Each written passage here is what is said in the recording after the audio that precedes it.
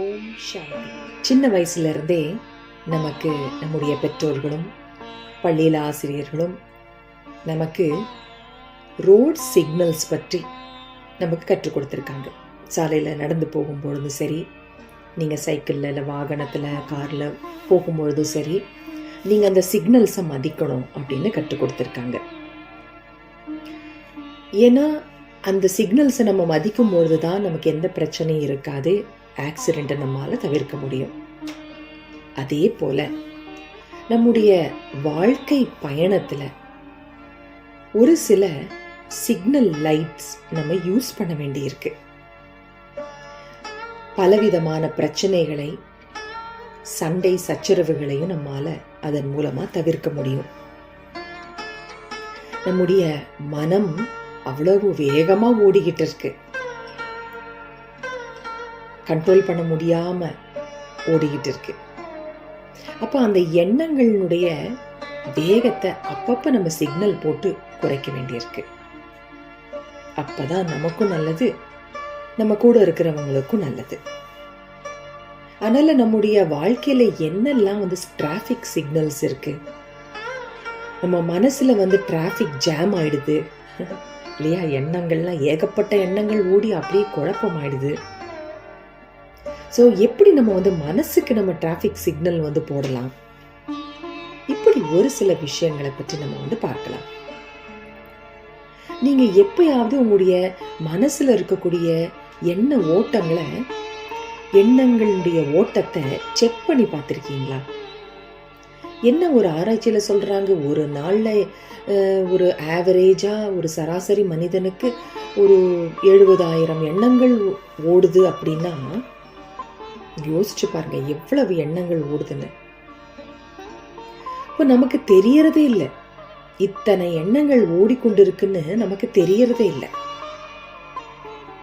அதே நேரத்துல அந்த எண்ணங்கள்ல எந்த மாதிரியான எண்ணங்கள் ஓடிக்கிட்டு இருக்கு? எப்பவுமே நல்ல எண்ணங்களேவா ஓடிக்கிட்டு இருக்கு? இப்போ உதாரணத்திற்கு நீங்க ஒருத்தவங்களுக்கு கால் பண்றீங்க, அப்போ அவங்க அந்த போன் எடுக்கவே இல்லை, அவங்க அந்த போன் அட்டென்ட் பண்ணவே இல்லை. இன்னொரு தடவை கால் பண்றீங்க, அவங்க அட்டென்ட் பண்ணல. உடனே உங்களுடைய மனசுல என்ன மாதிரி எண்ணங்கள் ஓடுது?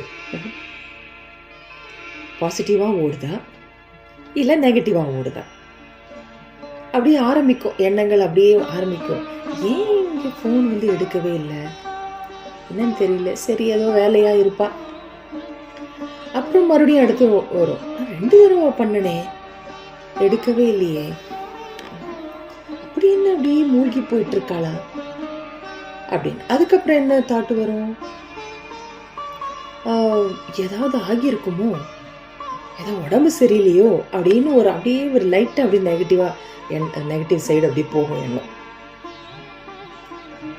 அதுக்கப்புறம் இப்படி கூட சில பேருக்கு நினைப்பு வரலாம், ஆமா நான் பண்ணா எப்பவுமே எடுக்க மாட்டேன், எனக்கு ஒரு மரியாதையே இல்லை, அதுக்கப்புறம் என்னை கண்டாலே பிடிக்காது, இப்படின்னு அடுத்தடுத்து வீணான எண்ணங்கள் அப்படியே ஓடும், நெகட்டிவான ஒரு எண்ணங்கள் ஓடும். தெரியறதே இல்லை, இந்த மாதிரி நம்ம மனசுல எண்ணங்கள் ஓடிட்டு இருக்குன்னே தெரிஞ்சுக்கிறதே இல்லை. அப்போ அந்த அனாவசியமான அந்த எதிர்மறையான ஒரு எண்ணங்கள் அப்படியே வளர்ந்து அதுலதான் நாமெல்லாம் எக்ஸ்பர்ட் ஆச்சே.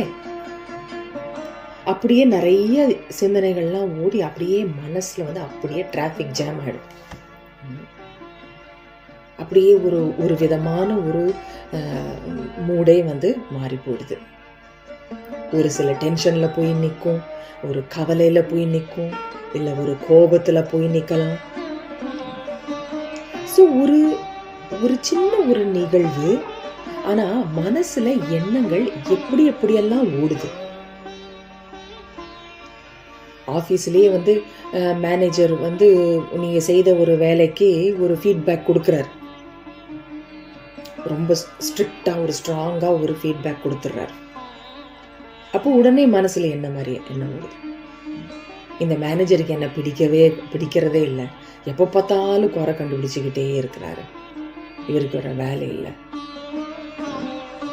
இப்படியே திட்டிகிட்டே மேபி நம்மளை வேலையை விட்டு விளக்கிடுவாரோ நீக்கிடுவாரோ அப்படின்னு சில பேருக்கு சொன்னாங்க. சில பேருக்கு என்ன தோணும், நமக்கு இந்த வேலையே வேண்டாம், இவங்கிட்ட யார் வேலை செய்யறது அப்படிங்கிற ஒரு எண்ணம் வரும். ஒரு சில பேர் என்ன செய்வாங்க, ஓ இவங்க இந்த மாதிரி ஒரு என்னுடைய பணிக்கு ஒரு ஃபீட்பேக் கொடுத்துருக்குறாங்களா, சரி நம்ம வந்து சரி இந்த விஷயத்தை கரெக்ட் பண்ணிக்கணுமா, சரி கரெக்ட் பண்ணிடுவோம், சரி கரெக்டாக நம்ம டைமை மேனேஜ் பண்ணி நம்ம சரி வர செஞ்சு முடிச்சுடுவோம் அப்படின்னு வந்து லாஜிக்காக திங்க் பண்ணுவாங்க சில பேர். அவங்க கோவமாக பாஸ் பேசியிருந்தாலும் சரி அதை பெருசாக அவங்க வந்து எடுத்துக்காம அவங்க சரி இதை தானே செய்யணுங்கிற செஞ்சுட்டு போயிடுவோம் அப்படின்னு ஒரு லாஜிக்காக திங்க் பண்ணுவாங்க. சில பேர் எப்படி திங்க் பண்ணுவாங்க அப்படின்னா, அந்த மேனேஜர்னுடைய அந்த நிலையும் புரிஞ்சுக்குவாங்க. அவருடைய இன்னைக்கு என்ன அவருக்கு ரொம்ப ப்ரெஷர் இருக்கோ அதனால் அவர் இந்த மாதிரி வந்து கொஞ்சம் படப்படன்னு பேசியிருக்கிறாரு, இல்லைன்னா அவருக்கும் எவ்வளோ விஷயங்கள் இருக்குது, நாம் தான் அவருக்கு கோஆப்ரேட் பண்ணணும், இப்படிலாம் அவருடைய ஒரு இமோஷனையும் அண்டர்ஸ்டாண்ட் பண்ணிக்கிட்டு சூழ்நிலையையும் புரிஞ்சுக்கிட்டு சரி நம்மால் ஆன உதவியை நம்ம வந்து கண்டிப்பாக நம்ம செய்யணும், சரி நம்மளையும் நம்ம வந்து திருத்திக் கொள்வோம், நம்முடைய தவறையும் திருத்திக் கொள்வோம் அப்படின்னு சிந்தனை பண்ணுறவங்களும் இருக்காங்க. ஸோ அதுதான் என்னன்னா, நம்முடைய வேகத்தை வந்து நேரத்துக்கு தகுந்தாற் போல நம்முடைய எண்ண ஓட்டத்தினுடைய வேகத்தை நம்ம கண்ட்ரோல் பண்ணி வண்டியை ஓட்டுறது, புரிஞ்சு செயல்படுறது. அதனால நீங்க உங்களை நீங்களே கொஞ்சம் சோதனை பண்ணி பாருங்க. நீங்க ஒரு சூழ்நிலை அப்படிங்கும் பொழுது, ஒரு சம்பவம், ஒரு சூழ்நிலை, ஒரு நிகழ்வு, அப்போ அந்த நேரத்துல உங்களுடைய மனதின் எண்ணங்களினுடைய ஓட்டம் எவ்வாறு இருக்கின்றது, எவ்வளவு வேகத்துல ஓடிக்கிட்டு இருக்கு. வேகமா ஓடுதா, உடனே நான் அதற்கு டிராஃபிக் சிக்னல் போட்டு நிறுத்தணும். டிராஃபிக் சிக்னல் போட்டு நிறுத்துறதுன்னா என்ன, வேகமா ஓடணும்னு ஸ்டாப் அப்படின்னு நீங்க வந்து உங்க மனசுக்கே நீங்களே சொல்லுங்க. என்ன நான் எதுக்கு அனாவசியமா நினைக்கிறேன் அப்படின்னு தனக்குள்ளேயே ஒரு பேசிக்கொண்டு நீங்க அந்த அந்த வீணான எண்ணங்களை உடனே நிறுத்துங்க, ஸ்டாப்னு சொல்லி. பிறகு நீங்க அந்த சூழ்நிலையில் இருக்கக்கூடிய அந்த சத்தியத்தை பாருங்க. அந்த சூழ்நிலையில என்ன ஒரு ரியாலிட்டி, ஒரு உண்மை வந்து அடங்கி இருக்கு அப்படிங்கிறதுல வந்து நீங்க கொஞ்சம் கவனம் கொடுத்து பாருங்களேன். ஸோ இதுல கண்டிப்பா ஈகோ விட்டுதான் ஆகணும். என்னைக்குமே ஈகோ இருந்ததுன்னு வைங்க, நான் செய்யறது தான் கரெக்ட், நான் சொல்றது தான் கரெக்ட், நான் நினைக்கிறது தான் கரெக்ட் அப்படிங்கிற அந்த ஒரு அகந்தை இருந்தா கண்டிப்பா உங்களுடைய எண்ணங்களுடைய டிராஃபிக்கை உங்களால கண்ட்ரோல் பண்ண முடியாது. அப்ப அதை கொஞ்சம் ஓரமா ஒதுக்கி வைங்க. திங்க் பண்ணி பாருங்க, இந்த சூழ்நிலையில என்ன ஒரு உண்மை இருக்கு, அவங்க சொல்றதுடைய எதிரே இருக்கிற அந்த நபர்னுடைய அந்த பேச்சுல என்ன ஒரு உண்மை வந்து அடங்கியிருக்கு. அப்ப நான் எப்பொழுதுமே அந்த உண்மையை மட்டுமே தான் நான் வந்து கிரகிக்கணும்.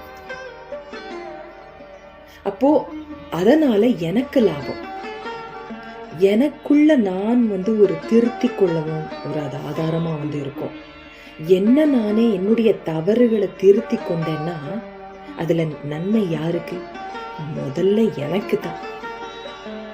மாறாக அந்த ஈகோ உள்ள வந்துட்டு இல்ல நான் சொல்றதுதான் கரெக்ட் அப்படின்னு ஒரு ஒரு அந்த ஒரு ஆணவமோ அந்த ஒரு கோபமோ இருந்தா தன்னுடைய பலவீனங்களை வந்து கண்டுபிடிச்சிக்க முடியாது. அப்ப தன்னுடைய பலவீனங்களை கவனிக்கல, அதை வந்து பார்க்கல, அதை உணரலைன்னா அங்க மாற்றமும் இல்லை. மாற்றம் இல்லையெனில் ஏற்றமும் முன்னேற்றமும் கிடையாது. அதனால இப்படி அப்பப்போ உடனே உங்களுக்குள்ள ஒரு பதட்டம் வருதா, அப்போ வண்டி வேகமா ஓடிக்கிட்டு இருக்கு, ஸ்பீடு லிமிட்டை தாண்டி ஓடிக்கிட்டு இருக்கு, அதை உடனே ஸ்டாப் அப்படின்னு ஒரு ரெட் சிக்னல் போட்டு நீங்க நிறுத்துங்க. செக் பண்ணி பாருங்க. சூழ்நிலையில் என்ன உண்மை இருக்கின்றது, என்னுடைய எண்ண ஓட்டங்கள்ல என்ன உண்மை இருக்கு, இல்லை என்ன அனாவசியமா முடிவிட்டு இருக்கு அப்படின்னு கொஞ்சம் ஒரு ஒரு ஃபியூ மினிட்ஸ் கொஞ்சம் தன் மேல அந்த ஒரு கவனம் கொடுக்கறதுக்குரிய அந்த பழக்கம், அதுதான் டிராஃபிக் சிக்னல், டிராஃபிக் கண்ட்ரோல். எண்ணங்களுடைய டிராஃபிக்கை வந்து நம்ம கண்ட்ரோல் பண்ணுறது, அதை வந்து சீர்படுத்துவது. இந்த ஒரு கலையை நம்ம வந்து கற்றுக்கொள்ளும் பொழுது இந்த வாழ்க்கை பயணம்ங்கிற இந்த ஒரு சாலையில் நமக்கு ஸ்மூத்தாக இருக்கும். நம்முடைய பிரயாணம் நமக்கு ஸ்மூத்தாக, அதாவது ஒரு அமைதியும் சந்தோஷமும் நிலவும்.